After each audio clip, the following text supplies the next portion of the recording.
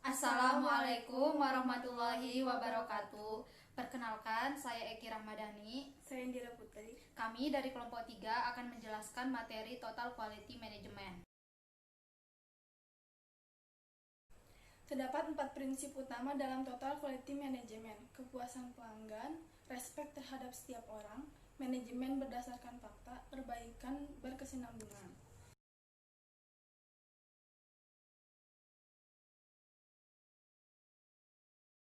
Latar belakang jurnalnya, sistem pengendalian merupakan salah satu kelemahan institusi pendidikan di Indonesia. Kelemahan ini menyebabkan kepuasan siswa atau quality satisfaction terhadap kualitas pelayanan yang diberikan lembaga pendidikan tidak stabil, bahkan menurun, yang salah satunya berdampak pada menurunnya minat siswa untuk bersekolah di lembaga pendidikan. Untuk mengatasi hal tersebut, diperlukan fokus strategi pada kualitas berkelanjutan untuk mencapai kepuasan mahasiswa melalui kualitas pelayanan yang maksimal, di antaranya penilaian kepuasan siswa untuk suatu lembaga pendidikan tidaklah sederhana karena membutuhkan berbagai persyaratan, variabel, indikator, dan elemen yang mempengaruhinya. Tujuan penelitiannya itu: 1. Untuk mengetahui total quality management berpengaruh signifikan terhadap kualitas layanan pada PT Yayasan Pendidikan Islam Miftahus Salam Medan. 2. Untuk mengetahui komunikasi interpersonal mempengaruh signifikan terhadap kualitas pelayanan pada PT Yayasan Pendidikan Islam Miftahus Salam Medan. Ketiga, untuk mengetahui total quality management berpengaruh signifikan terhadap kepuasan siswa di Yayasan Pendidikan Islam Miftahus Salam Medan. Ringkasan literaturnya ada 2. Yang pertama, dari manajemen kualitas total untuk kualitas layanan, yaitu total quality management memang merupakan proses dan filosofi dasar yang akan berhasil jika diterapkan secara bersamaan di semua tingkatan dalam organisasi.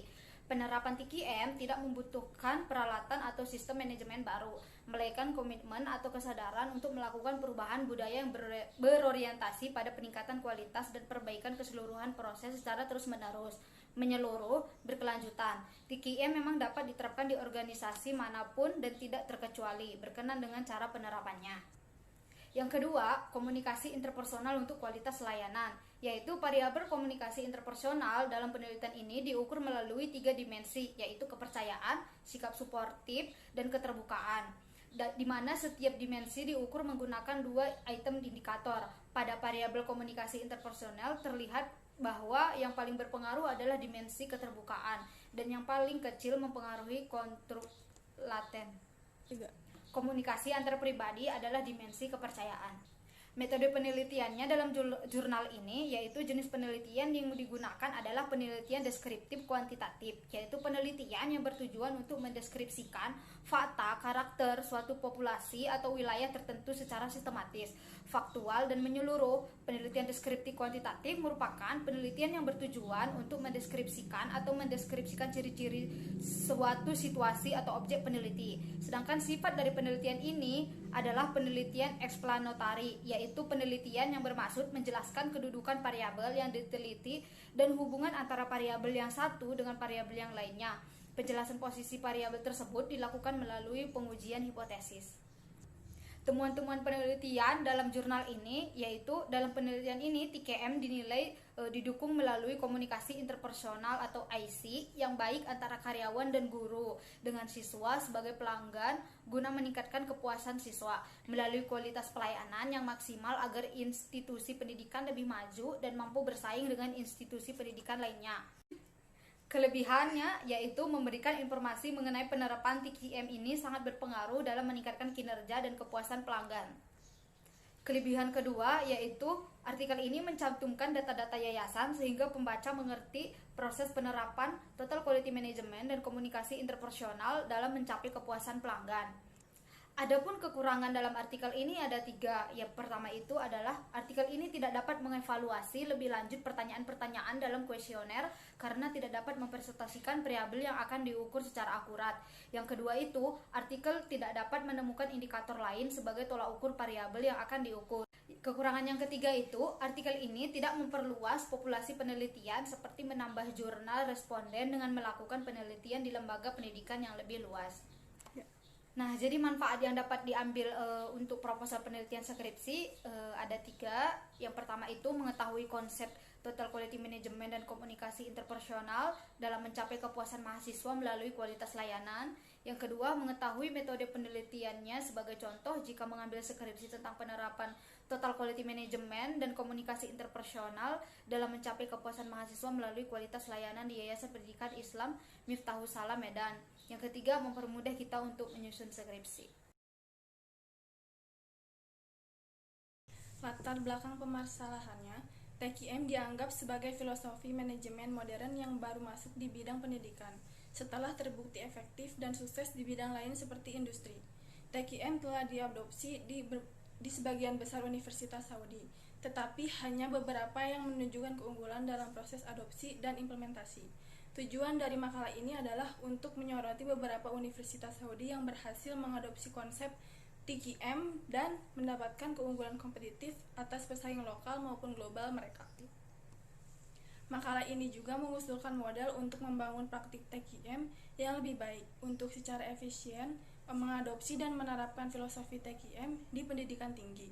Model tersebut didasarkan pada penelitian sebelumnya dan temuan-temuan yang diperoleh dari pengalaman TQM di perguruan tinggi lokal dengan rekomendasi untuk memandu implementasi manajemen mutu yang sukses. Tujuan penelitian: masih minimnya penelitian dan kajian tentang minat perguruan tinggi Saudi untuk mengadopsi konsep TQM. Oleh karena itu, penelitian ini bertujuan sebagai yang pertama, untuk mengeksplorasi eksperimen, manfaat dan rekomendasi implementasi TQM yang berhasil di Universitas Saudi. Yang kedua, identifikasi terbaik TQM praktek untuk didukung untuk implementasi konsep TQM di Universitas Arab Saudi. Ringkasan literatur. Yang pertama, review dari beberapa studi tentang penerapan TQM di beberapa universitas Saudi. Karena kurangnya studi tentang implementasi TQM secara lokal, ada studi tentang beberapa universitas Saudi yang membedakan adopsi dan implementasi TQM. Sohail dan Sheikh 2004 membahas sebuah sekolah bisnis yang dikenal dengan The College of Industry Management atau CIM, yang telah menerapkan sistem mutu dan telah memperoleh akreditasi dari The International Association to Advise College School of Business atau AACS. CIM berada di dalam King Fahd University of Petroleum and Minerals, yang merupakan universitas terkemuka di Arab Saudi. Oleh karena itu, makalah ini membahas proses dan prosedur yang dilakukan oleh CIM untuk mengamalkan sistem mutu untuk mendapatkan akreditasi atas perintah perguruan tinggi untuk menjadi penyelenggara pendidikan manajemen terdepan sekaligus berkontribusi pada pembangunan perekonomian nasional. Literatur yang kedua, Universitas Saudi yang berhasil mengadopsi konsep TQM. King Abdul Aziz University berinisiatif untuk mengadopsi kualitas secara teoritis dan praktis, sehingga kualitas merupakan salah satu dasar dari rencana strategis universitas, karena universitas telah mengambil banyak langkah pengembangan melalui penerapan TQM ini untuk membawa pengembangan kuantitatif ke dalam siklus tugas universitas. Metode penelitiannya ada dua.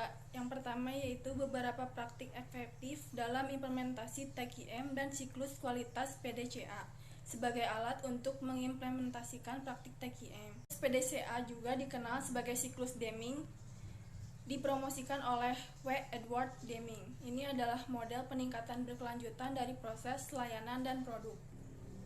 Yang kedua, proses implementasi TQM dengan menggunakan siklus Deming sebagai alat atau metode untuk mengimplementasikan praktik TQM untuk perbaikan berkelanjutan.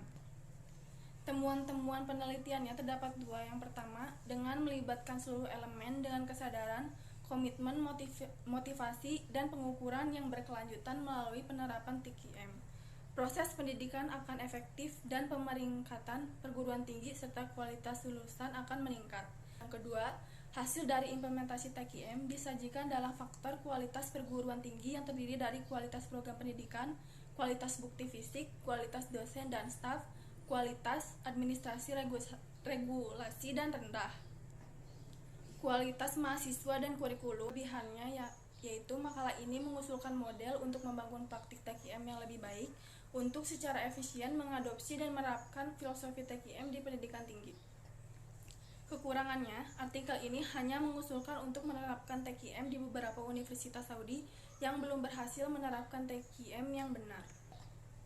Manfaat yang dapat diambil untuk proposal penelitian skripsi yaitu mengetahui konsep TQM, mengetahui cara penerapan TQM di pendidikan tinggi Saudi, mengetahui metode penelitiannya sebagai contoh jika mengambil skripsi tentang penerapan TQM di sebuah pendidikan, dan yang terakhir mempermudah kita untuk menyusun skripsi.